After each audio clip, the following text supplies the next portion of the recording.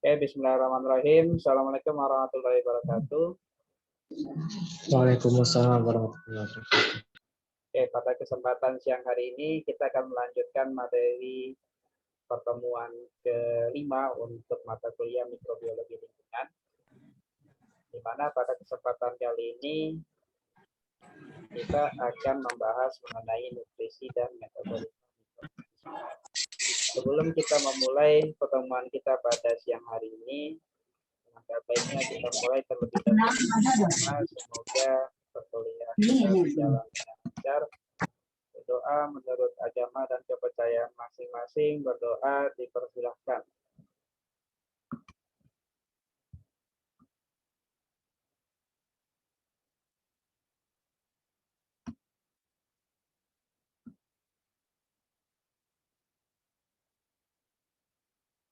Berdoa selesai.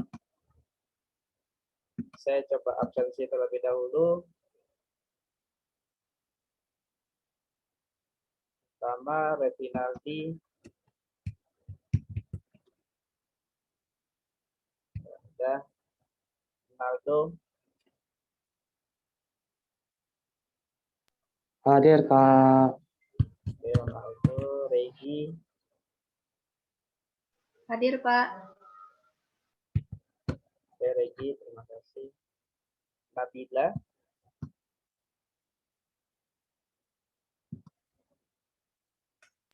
Jaringan katanya rusak, lagi gangguan Pak. Retno Sharma. Algus. Aliza. Tri Wahyudi. Hadir Pak. Oke, Tri Wahyudi hadir. Giovanna Mulni. Hadir Pak. Oke, Hadir Pak. Giovanna hadir. Dian Mahnarasia. Adrizal. Nelma. Hadir Pak. Selamat sore Nelma suaranya. Hadir Pak. Oke, Nelma juga. Rian Maulana. Hadir Pak. Oke, Hadir Pak. Rian Muhammad Ikram.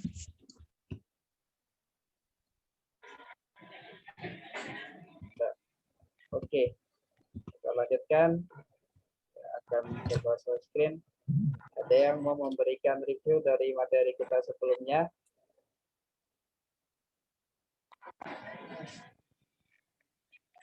Apa saja contoh struktur yang terikat atau struktur yang menonjol keluar pada suatu mikroorganisme, pada permukaan sel mikroorganisme? Ada yang ingat enggak? Apa saja?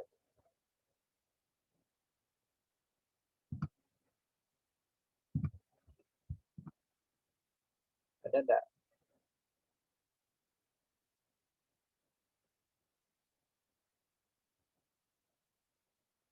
Saya masih ingat pilih itu apa? Pilih, Wimbri. Ada ingat sama sekali? Atau suara saya yang enggak terdengar? Suara Pak kecil Pak. Apa enggak dari tadi bilang? Saya tadi ngomong kalian diam aja, responnya lambat kali.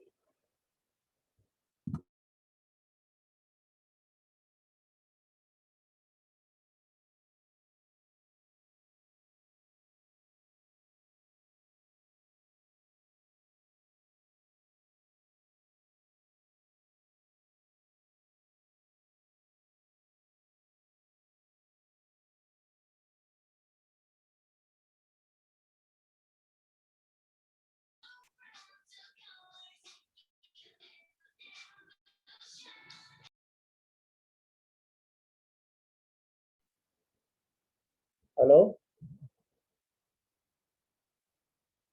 Halo Pak. Jadi suara saya jelas enggak sebenarnya? Jelas tapi kecil, Pak. Jelas Pak, tapi kecil Pak. Jelas tapi kecil, Pak. Oke, volumenya aja yang ditambah ya. Saya juga nggak tahu kenapa kecil. Baik, Pak. Baik, Pak. Oke lah, kalau kalian nggak ada yang ingat sama materi sebelumnya, kita lanjutkan saja. Pada kesempatan ini, saya akan melanjutkan materi di pertemuan kelima, di mana pada kesempatan ini kita akan masuk pembahasan mengenai nutrisi dan metabolisme mikroorganisme. Jadi setelah sebelumnya kita membahas bagaimana adanya pembentukan struktur khusus di permukaan sel mikroorganisme, kemudian bagaimana struktur khusus atau struktur inklusi tadi bisa berperanan salah satunya dalam pergerakan mikroorganisme. Kemudian adanya struktur khusus yang saya sampaikan sebelumnya juga berperanan dalam sistem pertahanan hidup dari suatu mikroorganisme seperti pembentukan spora, adanya lapisan es, dan adanya pergerakan menggunakan vakuola dan lain sebagainya. Dan memang nanti dengan kita memiliki pemahaman terkait dua hal tersebut bisa menjadi dasar juga nanti sebenarnya pengaplikasiannya. Jadi misalnya yang paling sederhananya adalah adanya kita pemahaman mengenai karakteristik spora. Jadi kita mengetahui bagaimana komponen-komponen pembentukan dari suatu spora yang nantinya penting memang ketika kita mendapatkan suatu mikroorganisme patogen yang dia memang membentuk suatu spora sehingga bersifat lebih resisten terhadap kekerapan, apakah itu penggunaan panas ataupun tekanan tinggi. Jadi dengan kita memahami karakteristik, kita tahu bagaimana kita bisa memastikan tidak adanya patogen-patogen, tidak adanya spora mikroorganisme yang masih tertahan, yang masih tersisa di suatu bahan atau di suatu alat yang sedang kita sterilisasi misalnya.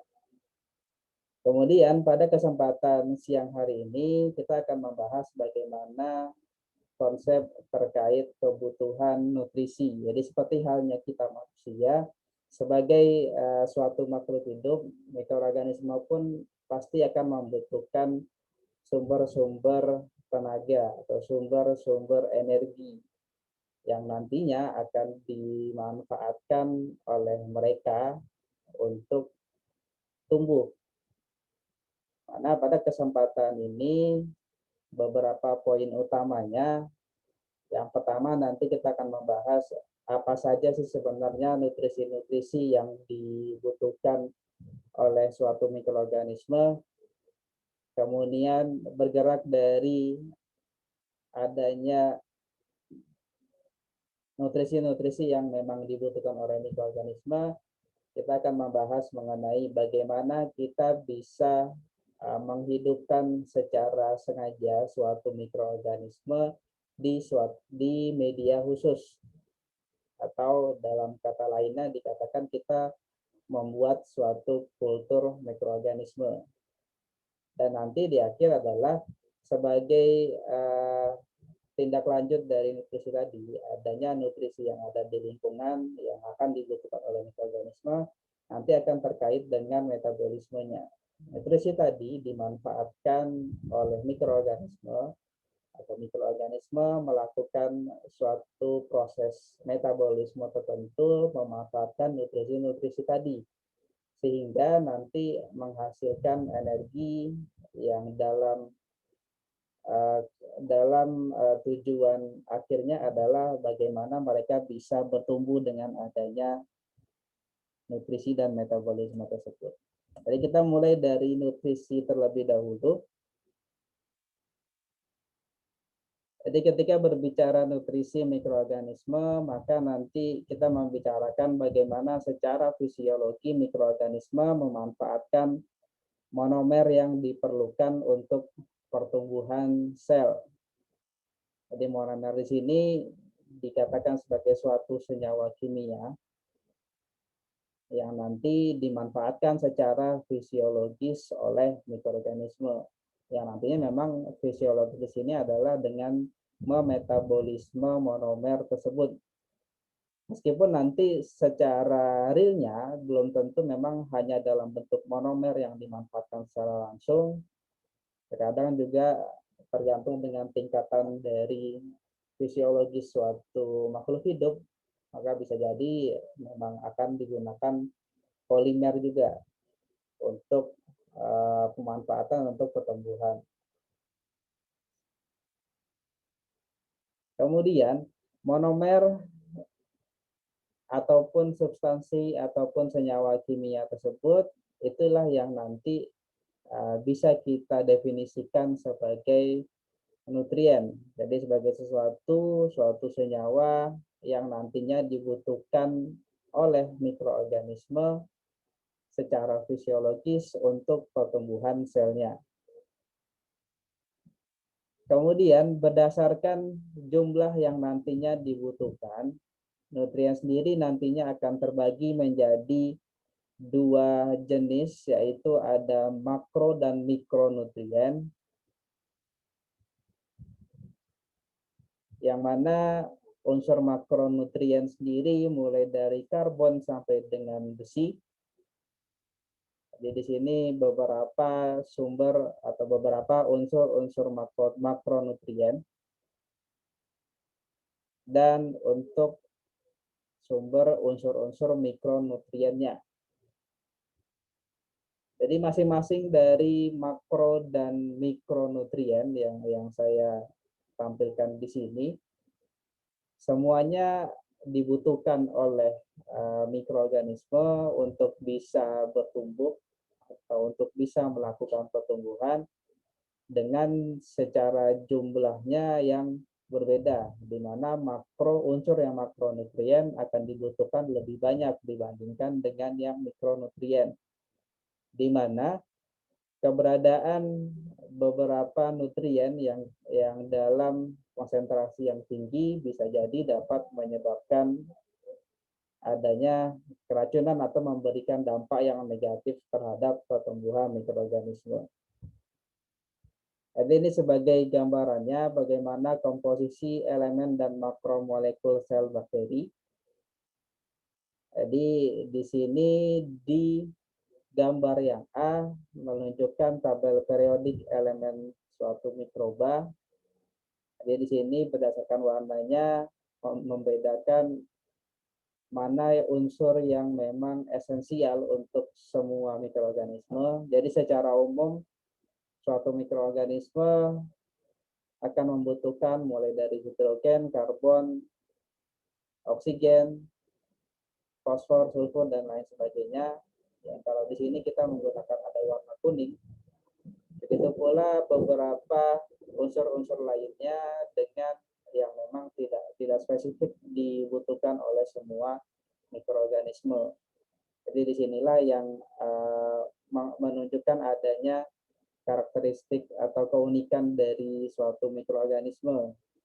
Jadi itulah yang menjadi dasar kenapa dengan kita menemukan satu jenis atau satu spesies baru, misalnya suatu mikroorganisme yang dia bisa tumbuh pada lingkungan atau pada perairan yang tercemar.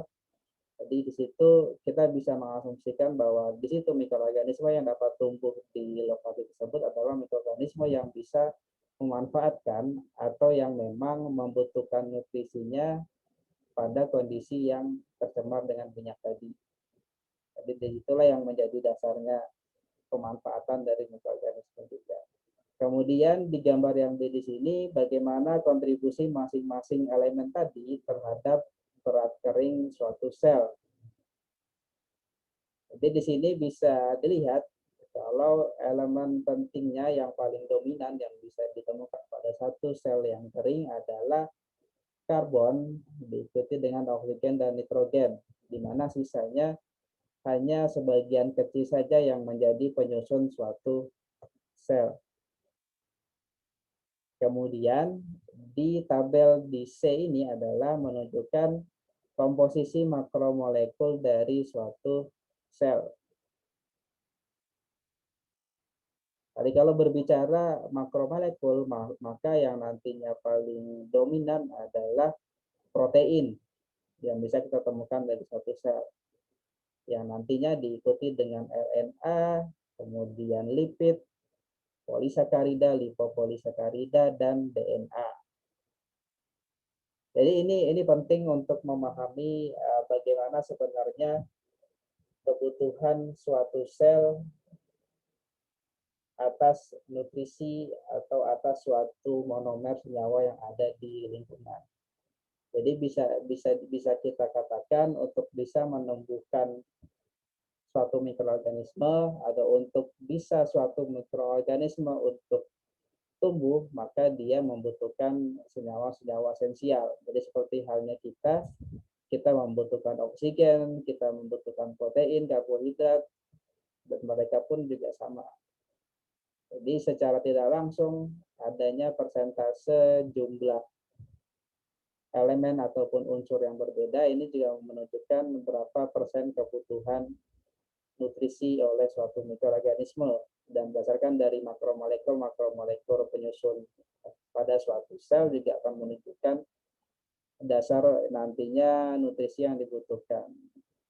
Protein akan tersusun dari beberapa monomer berbeda yang nanti juga akan mengindikasikan kebutuhan mikroorganisme.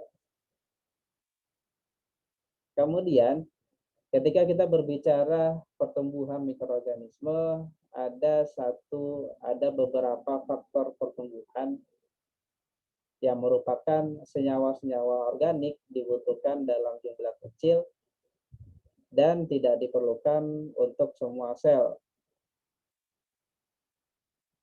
Jadi contohnya faktor tumbuh di sini adalah adanya vitamin, asam amino, purin, dan pirimidin, di mana masing-masing dari senyawa organik tersebut dapat disintesis oleh sebagian sel, sebagiannya lagi didapatkannya dari lingkungan.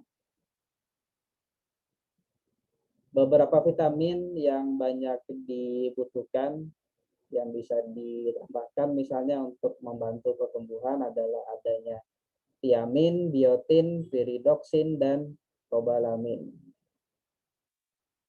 Jadi secara lengkapnya ada beberapa faktor pertumbuhan atau growth factor mikroorganisme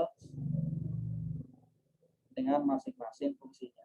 Di sini ada asam amino sebagai komponen penyusun dari protein, dan ada juga riboflavin atau vitamin B2 sebagai prekursor dari FAD. Nanti FAD ini terkait dengan metabolisme suatu sel mikroorganisme.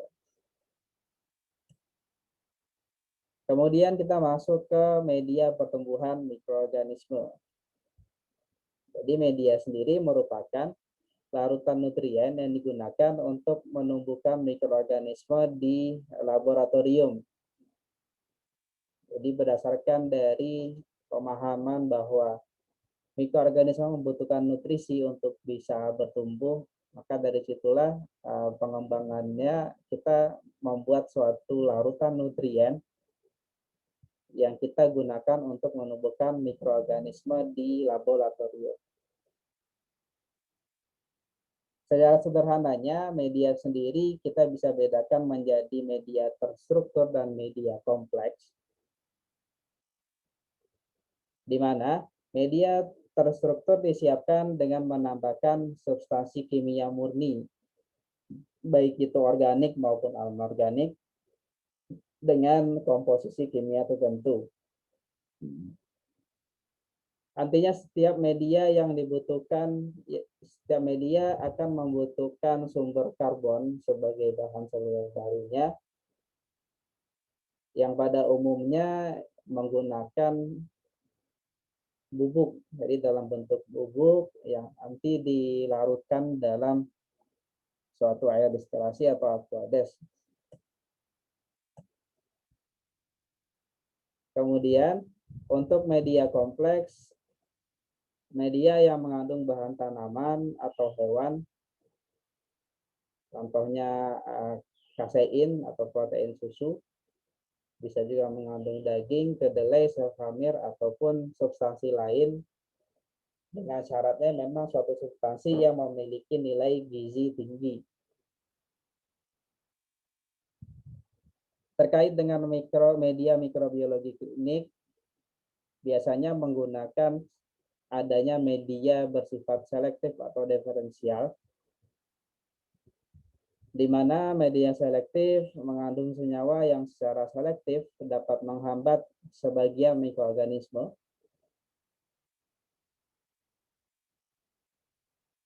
Jadi media ini biasanya spesifik untuk bisa menumbuhkan suatu kelompok mikroorganisme. Kemudian untuk media diferensial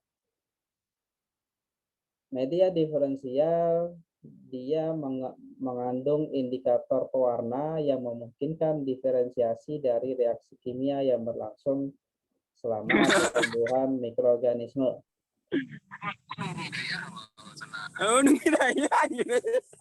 Siapa lagi?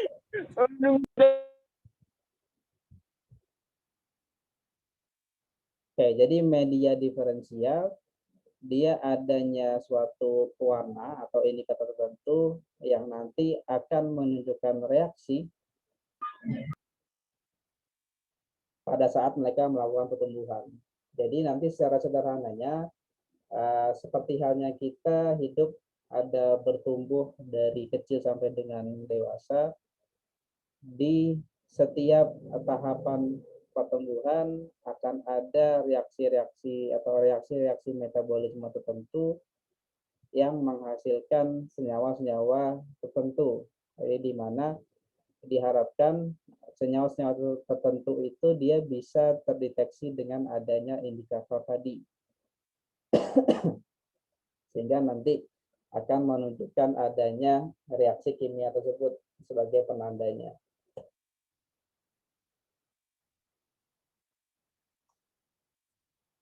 Kemudian mengenai kultur mikroorganisme adalah pemeliharaan atau pembudidayaan mikroorganisme di mana pada suatu media yang telah disiapkan kemudian disterilkan, kita mencoba menginokulasikan mikroorganisme. Jadi menginokulasikan, kita memindahkan suatu mikroorganisme ke media steril tadi. Yang kemudian setelah diinokulasikan, diinkubasi pada keadaan yang menunjang pertumbuhan. Di keadaan penunjang di sini mulai dari ketersediaan nutrisi, kemudian kondisi lingkungan seperti suhu, kelembaban, ketersediaan oksigen, dan lain sebagainya.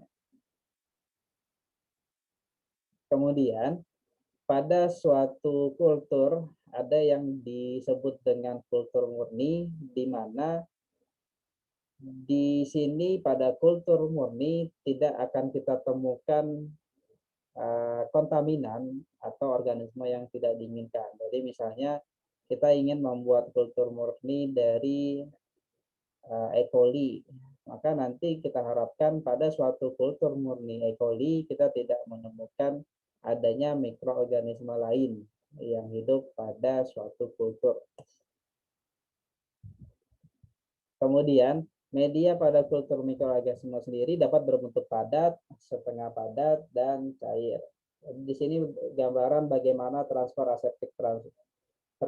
aseptik dimulai dari dipanaskan sampai dengan dimasukkan ke dalam, di sini medianya dalam bentuk cair. Kemudian ini untuk media padat penggunaan cawan Petri untuk metode teknik gores. Dan nanti diharapkan pada goresan-goresan yang kita buat di media, disitulah nanti mikroorganismenya bertumbuh. Jadi ini gambarannya setelah diinkubasi selama beberapa hari. Jadi yang di C di sini adalah Micrococcus luteus. Penggunaan blot agar. Jadi blot agar itu dia berwarna merah. Kemudian ada lagi cara penggunaan teknik cawan tuang. Jadi secara sederhananya kita mengencerkan sampel pertama sehingga nanti bisa diamati menggunakan media cair di cawan Petri. Kemudian umumnya kultur murni itu menggunakan media padat, karena media padat itu dia terimobilisasi atau tidak adanya pergerakan sehingga akan ada koloni-koloni yang terbentuk. Koloni tadi akan menunjukkan adanya bentuk warna yang spesifik per organisme biasanya. Ini beberapa bentuk morfologi koloni bakteri, baik itu bentuknya, elevasinya, marginnya, biasanya akan menunjukkan ciri khas suatu mikroorganisme. Ini contoh secara gambaran umumnya, dan ini gambaran pengamatan secara langsungnya. Kemudian pada media pertumbuhan dan kultur ada enrichment culture, di mana penggunaan media kultur selektif dan kondisi inkubasi untuk isolasi mikroorganisme dari sampel, biasanya di laboratorium klinis. Jadi dia menggunakan suatu media pertumbuhan yang spesial. Tahapannya tambahkan pada media umum, contohnya agar darah, yang mana dia dalam kondisi aerobik dan fakultatif aerobik. Kemudian ada penggunaan media pengayaan, di mana menggunakan faktor pertumbuhan spesifik untuk pertumbuhan bakteri selektif. Kemudian ada media selektif, membiarkan beberapa organisme tetap hidup dan menghambat organisme lain. Kemudian media diferensiasi, yang tujuannya untuk mengidentifikasi organismenya.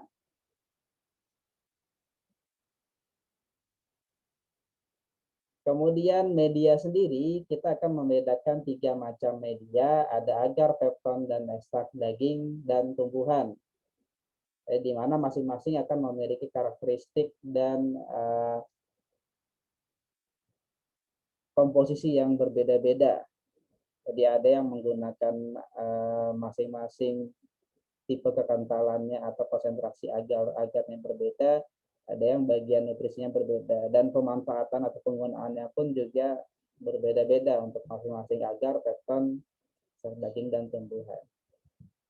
Kemudian untuk kultur darah sendiri biasanya untuk melihat organisme yang spesifik pada darah, biasanya terkait penyakit gigi. Di sini juga melihat adanya infeksi sistemik, dan nanti ada beberapa contohnya septisemia. Sepsis ini infeksi darah oleh organisme virulen yang melalui infeksi dan dapat menyebabkan infeksi yang baru. Gejalanya nanti bisa menyebabkan demam sampai dengan mengalami kelelahan. Kemudian beberapa yang lainnya menggunakan kultur darah adalah Staphylococcus sampai dengan Enterobacter, E. coli, Klebsiella. Dan ada juga beberapa penghuni patogen. Ini standar prosedurnya untuk kultur darah.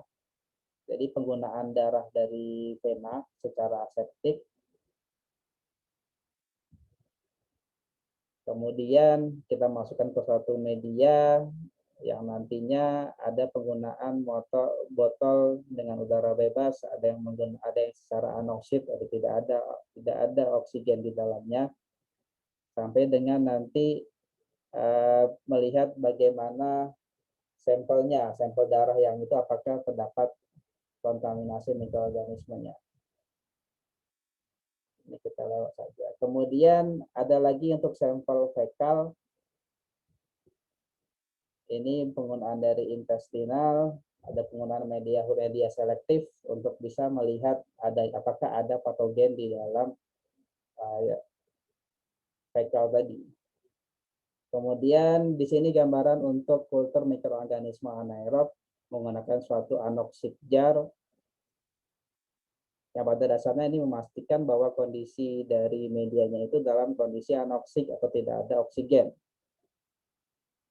Di sini spesifikasi utamanya adalah unsur organik yang melimpah, adanya agen reduksi oksigen, sistein atau tioglikolat. Kemudian redox indikatornya untuk menunjukkan adanya kondisi anoksin. Jadi contohnya patogen-patogen Clostridium tetani ataupun perfringens yang umumnya dia berasal dari tanah.